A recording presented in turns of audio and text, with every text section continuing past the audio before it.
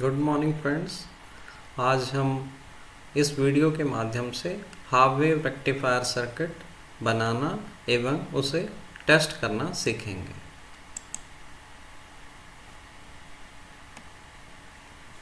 जैसा कि आप देख सकते हैं, इस वीडियो का जो ऑब्जेक्ट है वो है construction and testing of half wave rectifier. Half wave rectifier AC input signal को पल्सेटिंग और डीसी आउटपुट में परिवर्तित करती है। हाफ वेव रेक्टिफायर सिर्फ एक हाफ साइकिल के लिए, that is input half cycle के लिए, जैसा कि आप यहाँ देख सकते हैं, पॉजिटिव हाफ साइकिल के लिए हमें आउटपुट प्रदान करती है, नेगेटिव हाफ साइकिल के लिए हमें आउटपुट नहीं देती। हाफ वेव रेक्टिफायर एक स्टेप डाउन ट्रांसफार्मर, एक डायोड जिसका नंबर है 1N4007, एक load resistor 2.2 kilo ohm, quarter watt, इन तीन कंपोनेंट से इस सर्किट का निर्माण हम करेंगे।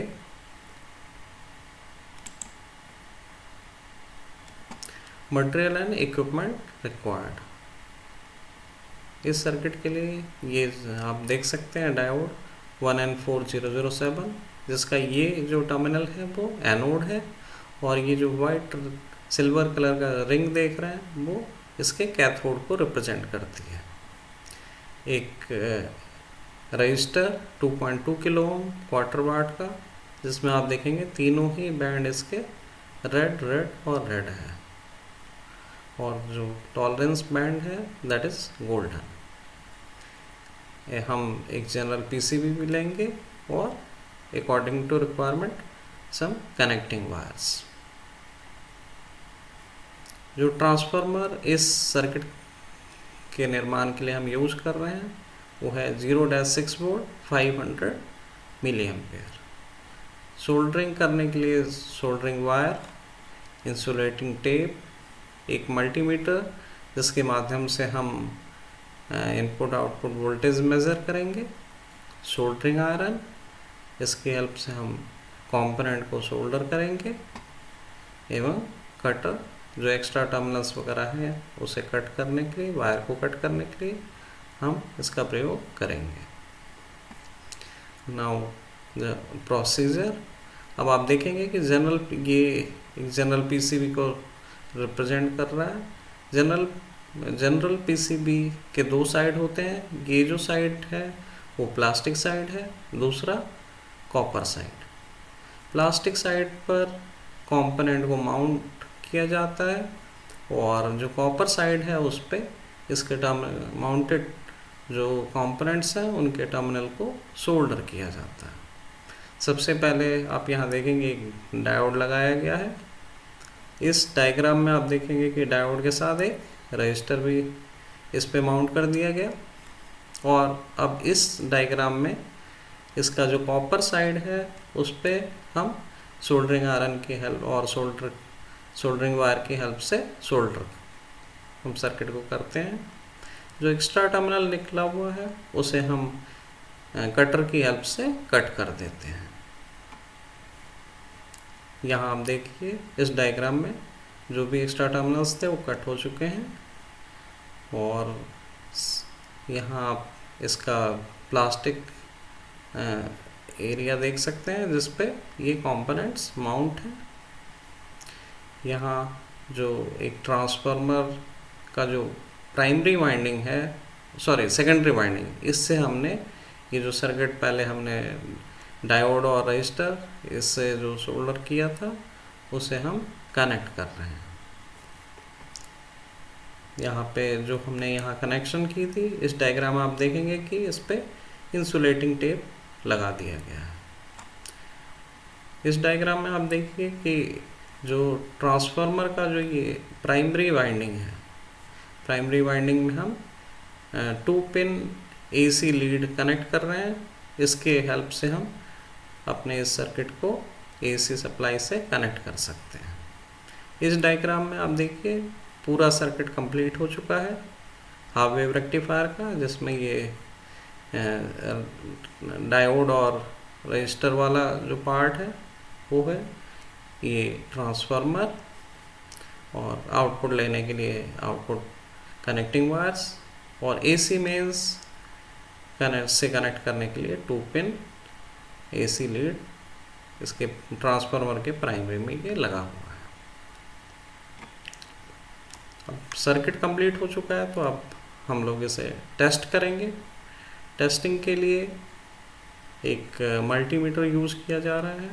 मल्टीमीटर का जो ये नॉब है वो 750 AC वोल्टेज मेजरिंग के लिए जो है वो सेट किया गया है।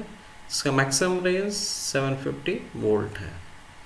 तो मैक्सिमम रेंज पे सेट करने से जब हम इस एक्सटेंशन बोर्ड से AC मेंस इसके दोनों लीड्स को कनेक्ट कर रहे हैं तो हमें 232 वोल्ट प्राप्त हो रहा है।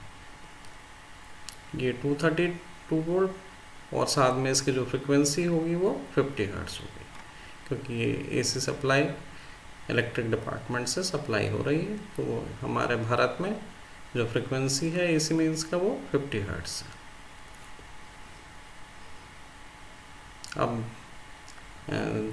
इसका जो वोल्टेज रेंज था नॉब उसे हम 750 वोल्ट AC से 20, यहाँ आप देखिए 20 वोल्ट पे सेट कर दिया, और इसके जो दोनों जो लीड्स हैं टर्मिनल्स हैं वो हम रेक्टिफायर का जो इनपुट है उस पे हम कनेक्ट कर रहे हैं, जिससे कि हम इनपुट वोल्टेज मेजर कर सकें। ये जो वोल्टेज है वो हमें ट्रांसफार्मर का जो सेकेंडरी वाइंडिंग है उससे प्राप्त हो रहा है, और ये वोल्टेज आप देखेंगे 7.15 वोल्ट हमें इनपुट वोल्टेज प्राप्त हो रहा है रेक्टिफायर के लिए। चूँकि ट्रांसफार्मर प्राइमरी और सेकेंडरी दोनों में ही जो फ्रिक्वेंसी है वो सेम फ्रिक्वेंसी पे ऑपरेट होती है, अतः हमें आउटपुट में भी 7.15 वोल्ट 50 हर्ट्ज प्राप्त जो इनपुट वोल्टेज प्राप्त होगी वो 7.15 वोल्ट 50 हर्ट्ज प्राप्त होगी। अब AC वोल्टेज एट आउटपुट। अब रेक्टिफायर के आउटपुट में हम वोल्टेज मेजर करेंगे, पहले AC वोल्टेज और फिर DC वोल्टेज। AC वोल्टेज आप देखिए 20 वोल्ट पे ऑलरेडी सेट है मल्टीमीटर AC वोल्टेज मेजर करने के लिए। तो यहाँ लोड रजिस्टर के क्रॉस हम पहले AC वोल्टेज मेजर कर रहे हैं। इसमें आप देखेंगे कि मल्टीमीटर जो रीडिंग शो कर रहा है वो 3.68 वोल्ट है। अब इस नॉब को हम 20 वोल्ट DC पर पहले सेट करेंगे और लोड रजिस्टर के क्रॉस हम वोल्टेज मेजर करेंगे। अब ये जो हमें वोल्टेज 2.94 वोल्ट प्राप्त हो रहा है वो DC वोल्टेज है। यहाँ CRO पे प्राप्त इनपुट एवं आउटपुट वेवफॉर्म है हाफ वेव रेक्टिफायर का। ये आप देखेंगे कि इनपुट वेवफॉर्म या आउटपुट वेवफॉर्म, इन वेवफॉर्म्स को देखकर हमें ये पता लग रहा है कि हाफ वेव रेक्टिफायर जो है वो आउटपुट सिर्फ पॉजिटिव हाफ साइकिल के लिए प्रदान कर रहा है। ये सारे पॉजिटिव हाफ साइकिल्स हैं, नेगेटिव हाफ साइकिल के लिए हमें कोई भी आउटपुट नहीं मिल रहा। अब रिजल्ट एंड डिस्कशन। ऑलरेडी जो वोल्टेजेस हमने मेज़र किए हैं वो यहाँ पे कंपाइल किया गया है।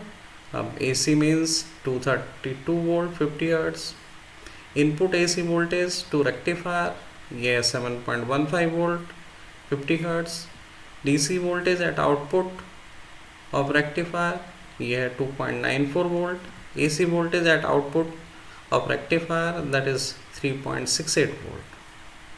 हाफ वेव रेक्टिफायर के आउटपुट में DC वोल्टेज की वैल्यू कम प्राप्त होती है, क्योंकि DC वोल्टेज के साथ साथ आउटपुट में AC कंपोनेंट भी प्रेजेंट होते हैं जिन्हें रिपल कहा जाता है। अब हम रिपल फैक्टर कैलकुलेट करेंगे।